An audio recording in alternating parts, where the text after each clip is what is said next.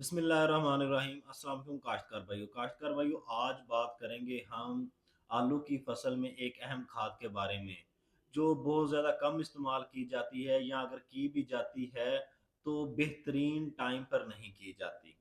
ज़िम्मेदार भाइयों, ये खाद है पोटाश की। अब ये क्यों ज़रूरी है, पहले तो ये हम बात करेंगे कि ये क्यों ज़रूरी है। दूसरी बात हम इसके बारे में ये करेंगे कि ये कब कब ज़रूरी है। और तीसरी बात इसके बारे में हम करेंगे कि किस शक्ल में ये ज़्यादा ज़रूरी है। तो ज़िम्मेदार भाइयों, सबसे पहले बात कर लेते हैं ये क्यों ज़रूरी है। क्यों ज़रूरी की बात ऐसे ही है कि ये बेसिकली ये कह लें कि आपकी जो बाकी तमाम खादें हैं उसको बेहतरीन तौर पर पौधे में तक़सीम करने वाली खाद ये पोटाश है। क्योंकि इसने आपकी जितनी दूसरी खादें हैं, चाहे वो फास्फोरस है, सल्फर है, आपकी नाइट्रोजन, यूरिया की शक्ल है, वो सारी खादों को प्रॉपर तक़सीम करना है, पत्ते से लेके खुराक आपके फल तक। यानी एक रेगुलेटर का काम करता है पत्ते में। इसकी मिसाल मैं ऐसे दे लेता हूँ कि जैसे आपकी एक बकरी है, आपने ज़िबा कर ली और उसे फिर आपने 10 लोगों में तक़सीम करना है। तो तक़सीम करने के लिए अल्टीमेटली आपको एक बंदा चाहिए होगा जो उसका गोश्त 10 बंदों में तक़सीम कर दे। तो ये यानी उसी तरह एक रेगुलेटर का काम करता है, आपकी खुराक को अच्छी तरह तमाम जगह पे तक़सीम करता है, चाहे वो पत्ता है, चाहे कोई भी पौधे का हिस्सा है, या हर फल तक वो खुराक को तक़सीम करेगा, ये एक रेगुलेटर का काम करेगा। अब तो बात आ गई ये क्यों ज़रूरी है। अब अगली चीज़ ये है कि ये कब-कब ज़रूरी है। देखें, इसका जो इस्तेमाल है वो पौधे की जब जड़ उगना शुरू हो जाती है, ख़ास तौर पे आलू की फसल में, वहाँ से लेके एंड तक जो फल बनने तक इसकी ज़रूरत है।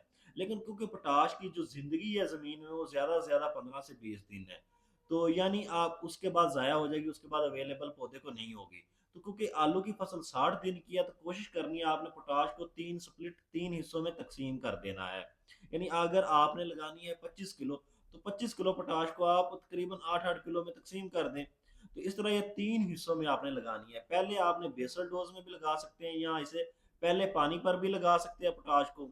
जो दूसरी डोज़ है वो देनी है आपने जब ट्यूबर फॉर्मेशन, यानी जब आलू की छोटी-छोटी गोली बननी शुरू हो जाती है, तब भी बहुत ज़्यादा खुराक की तरसील की ज़रूरत होती है। तो दूसरी एप्लीकेशन आपने कर लेनी है तब।